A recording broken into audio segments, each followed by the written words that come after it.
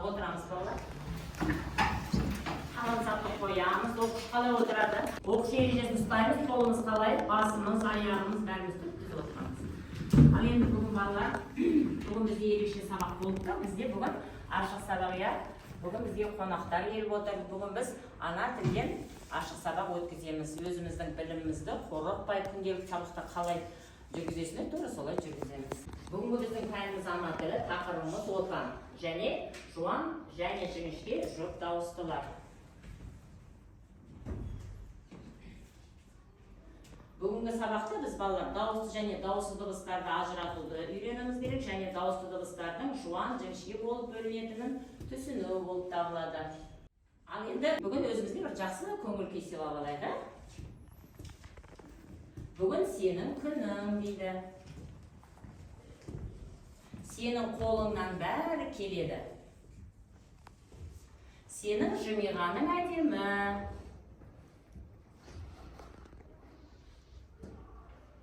Сенің еңбегің бағалы. Сендердің еңбектеріңнен бұл қағидамыз сабақ оқу. Яғни сол бағалы дейді. Ал енді бүгін біз екі қатарда отырмыз, иә? Не балалар? Суретте не көріп тұрмыз? Киіз үй. Киіз үй бүгін біз білеміз, өткенде біз дүниетану сабағынан өтті. Киіз үй дегеніміз қазақтардың ары бері жүрген кезде, көшпен қазақ болғанбыз, сол кезде алып жүретін баспанасы. Сондықтан бірінші қатар сендер жуан дауыстылар тобы боласыңдар, ал екінші қатар жіңішке дауыстылар тобы болады. Ал енді сұраққа жауап беріңіз, жуан дауысты дыбыстарға қандай дыбыстар жатады? Жуан дауысты дыбыстарға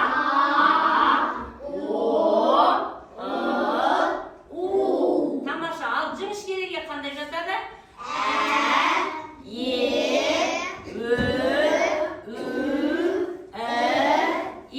Тамаша. Қол шапалақтап қоямыз балалар. Ал енді өткенді пысықтаймыз балалар. Сұрақтар қазір мұғалім апай сендерге сұрақтар қойып, сол сұрақтарға жауап береміз. Сәлем балалар. Жаңа сабақты бастамас бұрын өткенді еске түсірейік. Дайынсыңдар ма? Кеттік. Бірінші сұрақ. Біздің сөйлеуіміз нелерден тұрады? Дұрыс жауап бердің. Жарайсың. Келесі сұрақ. Ана тілінде қанша әріп бар? Тамаша. Дұрыс жауап бердің. Жарайсың. Келесі сұрақ. Дыбыстар нешеге бөлінеді? Оларды ата. Дұрыс жауап бердің. Жарайсың. Келесі сұрақ. Дыбыс бермейтін неше таңба бар? Ата. Бергісі және жарайсың. Келесі сұрақ. Дауысты дыбыстарды ата. дауысты дыбыстар. Жарайсыңдар. Сендер өте ақылды екенсіңдер. Жақсы, өзіңізге. Бүгінгі тақырыбымызды қайталап алайық. Тыңдаймыз. Бүгін біз дауысты дыбыстармен танысамыз. Дауысты дыбыстарды айтқанда аузымыз ашылады, дыбыс анық естіледі.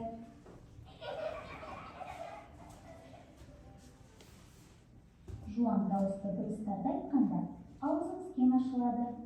Олар А, О, Ү, мысалы, ата, бала, жол. Ал жіңішке дауысты дыбыстарды айтқанда аузымыз ашылады. Олар Ә, Ү, И, Е, И. Егер сөзде жіңішке дыбыс болса, ол жіңішке сөз болады. Жарайсыңдар. Түсінік балалар? Жуан және жіңішке дауысты дыбыстарды қайталап өтті. Барлығымыз кітапты ашамыз. Кітабымызды қолымызды қоямыз. 25-ші бетін ашамыз. Ал енді сұраққа жауап береміз балалар. Бүгінгі біздің тақырыбымыз қандай тақырып екен балалар? Отан. Қане біз бұл отанды тәрбие сағатынан өткен. Отан дегеніміз не? Отанға не жатады? Отбасы. Қол өтіп жатырмыз. Отан дегеніміз не? Отбасымыз жатады. Тағы да не жатады отбасымызға? Отанға не жатады? Туымыз жатады, дұрыс. Тағы да? Бауырларымыз жатады. Жақсы. Астанамыз жатады. Тағы да не жатады? Тамаша, туған жер жатады. Тағы да? Отанға біздің астанамыздаdır. Дұрыс, өте тамаша деп жатайдағы. Елтаңға жатады. Ертең оның бәрін бір сөзбен не дейміз? Рәміздеп сөйтіп айтсақ, біздің рәмізде жатады. Тағы да мақсат айтамын. Біздің туысқандарымыз. Дұрыс айтасың. Туысқанымыз да отанға жатады. Ерхан?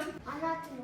Ана тіліміз, дұрыс. Тағы да не жатады? Тарихымыз. Тарихымыз жатады. Гүл. Гүл жатады, өсімдіктеріміз жатады, жануарларымыз, яғни көзімізде көрініп тұрғанның барлығы неге жатады балалар? Отанға. Ал отан туралы қандай мақал мәтел білеміз? Айта ғой. Отансыз адам, ормансыз бұлбұл. Жақсы. Тағы да отан туралы. Отан отбасынан басталады. Оттан да ыстық.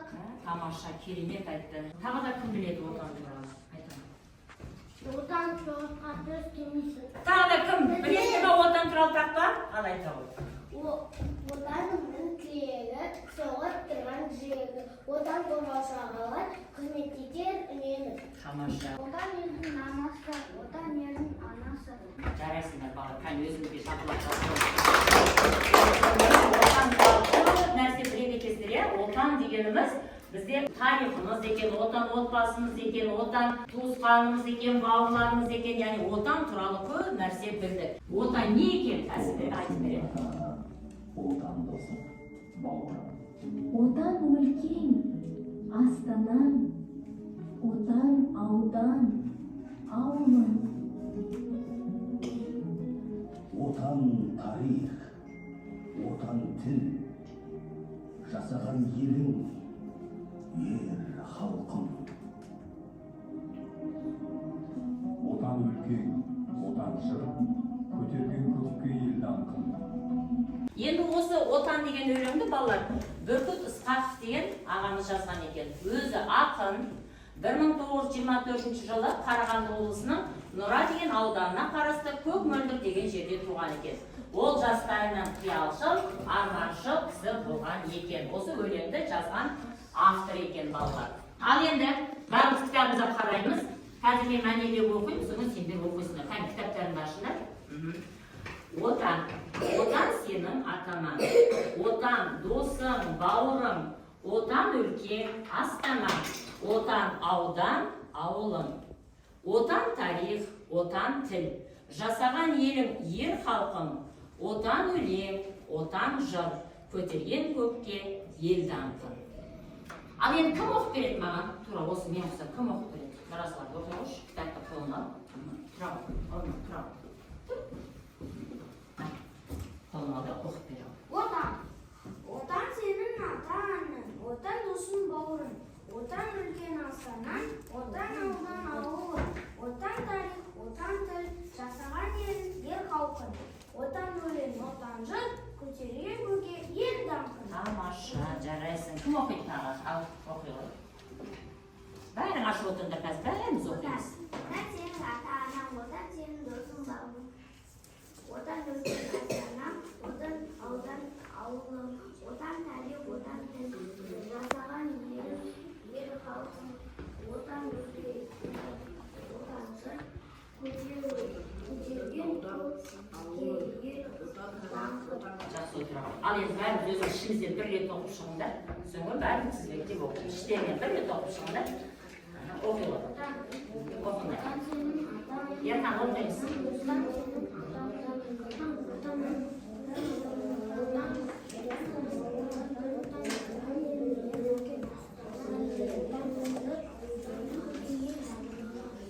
Отан тарих, отан тіл, отан өлең, отан жыр, көтерген көкке ел даңқын. Даңқын.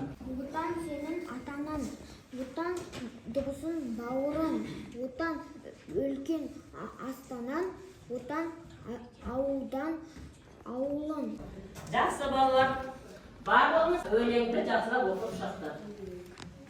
Ал енді осы өлеңнің ішінде балалар бізде бір сөз түсініксіз болды, иә? Яғни өлке дегеніміз ол аймақ екен, иә? Өңір дейміз. Сөздікте отан дегеннің басқа синонимдер екен балалар. Енді ақын отанды кімге теңеп тұр? Досымыз дейді, тағы бауырымыз дейді, ата-ана дейді. Отанды неге тіліміз деп тұр, неге жырымыз деп тұр? ата бабамыз балалар отансыз адам, ормансыз бұлбұл деген екен. Қазір балалар топтық жұмыс жасаймыз. Сендер жаңа отанның не екенін түсіндіңдер, иә? Оқыдық. Бірінші топ, сендер отанның не екенін жазып шығасыңдар.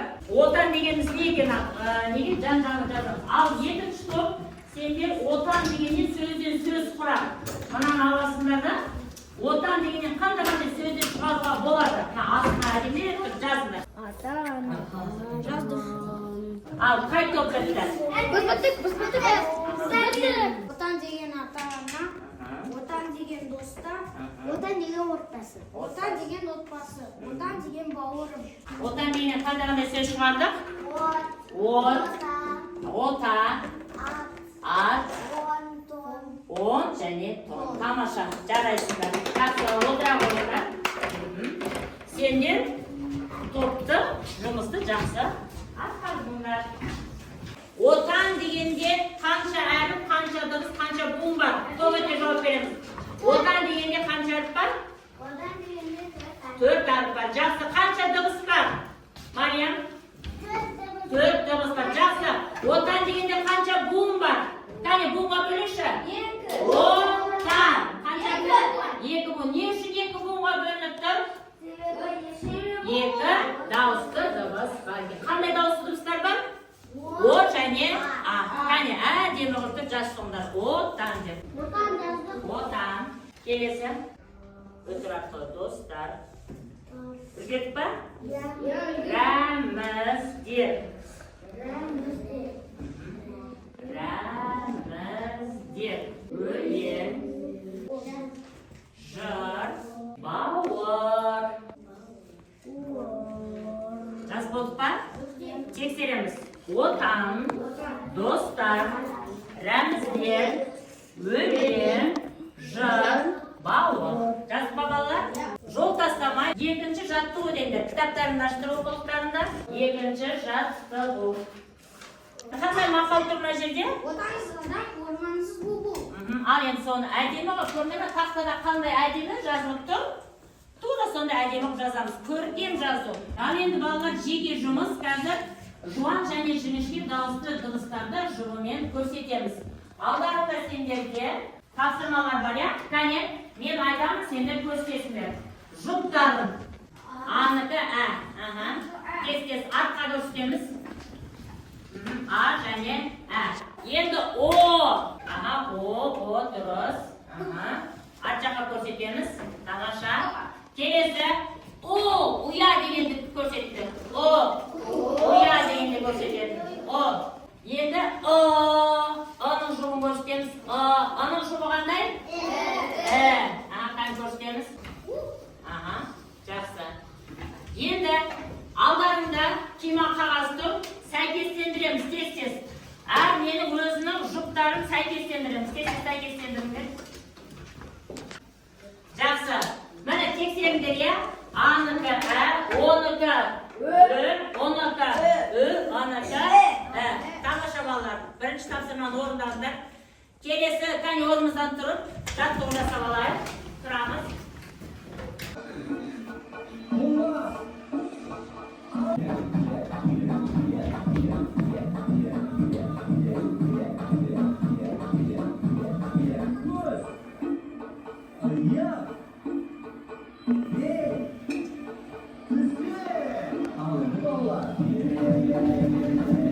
Тамаша балалар, жақсы отырамыз. Жұптық жұмыс жасаймыз. Қазір қай мезгіл балалар? Қыста біз қанмен ойнаған не киеміз? Қолғап қаншадан жүреді балалар? 2-ден, жұп-жұптен. Қазір сендер сөздерді жұп-жұбымен тауып қоямыз. Тез-тез, қолғаптардың жұптарын. Кәне бастаймыз. Көмектес. Қай жұп бірінші бітіреді екен? Ал, Тұз. Қазыналар бірінші бітті. Біттіңге ма? Тамаша, екінші жұп бітті. Жылдам. Бүйтіп алдар қоймайсыңдар, бүйтіп қоймайсыңдар. Мұналақсы жұптарын. Сияқта қойып, сияқтан алып қойсыңдар ғой. Міне, тамаша. Үшінші жұп бітті. Бастыр. Sendeler otursunlar. Bolmayan. Aldıkı kalktı. El yolları kayda bana. Nazar kılar. Koçunda sessiz. Jas bol balalar. Al endi tekserinden. Kolatın, jurtların, dıştaqınlarman da kaynama. Qaranlarda tekserimiz tez. Dürüst ba? Qaranlar balalar. 10'dıkı ne болады? 10'dıkı ön. Aldıkı el. Sandıkı sen. Ostıkı es. Tostıkı es. Tostıkı dürüst. Kane qol şapalaqlarımız balalar.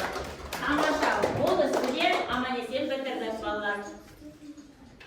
Al endi kichkina dem olib olaylik balalar. Mesterik hozir shumdoq qilsam tamamiz ya.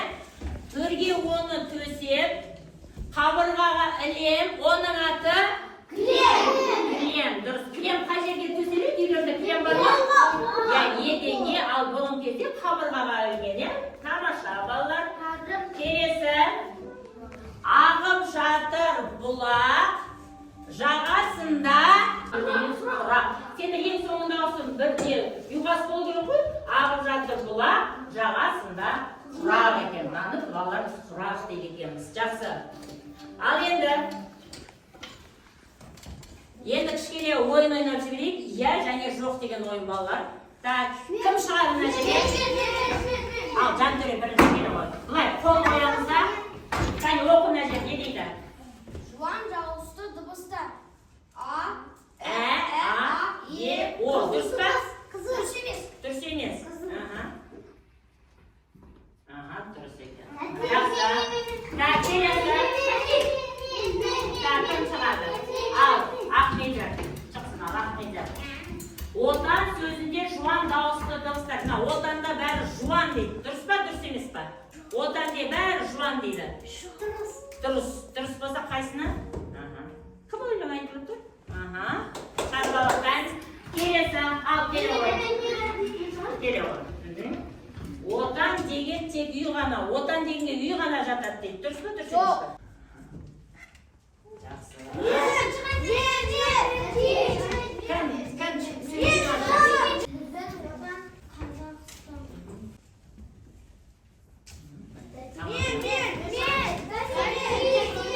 Так, болды, қолымыз қойылды. Оқушылар отырады, қолымыз қойылды. Ал енді балалар, сабағымыз соңына жетіп қалды. Қазір карточкамен жұмыс істейміз. Бір ғана бетін ғана жасайсыңдар. Тез. Адам ол жинап қойыңдар. Тамаша жинаңдар. Тез. Жинап қойыңдар. Тез. Қазір мен түсіндіріп өтемін. Осы бір бетін ғана жасаймыз. Екінші бетін екінші әріпте жасаймыз. Ана тілде жасаймыз. Тез. Жинап қойыңдар. Алдымызды таза оқушылар қалай таза оқушылар қалай жинайды, сондағы жинап қойыңдар.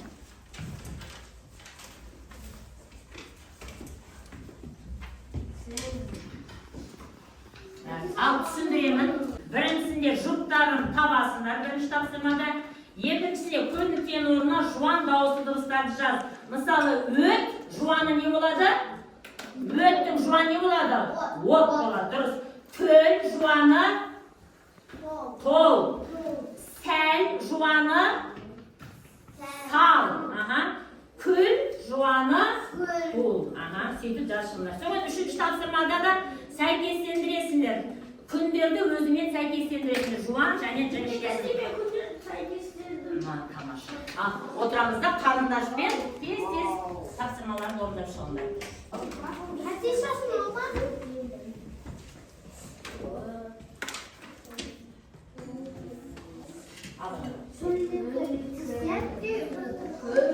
Қарындашпен.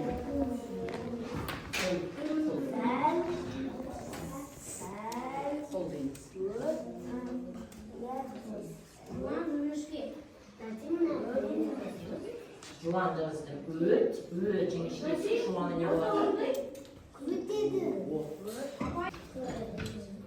Қарындашпен, қазына бітті. Жанымызға көмектесеміз, жанымыздағы көршімізге көмектесеміз. Өт жіңішкесі от. Так, болды па? Ал енді бүгінгі сабақ ұнады ма сендерге? Ұнады. Ұнаса бір-бірден келеміз. Қайсысы сендерге? Мен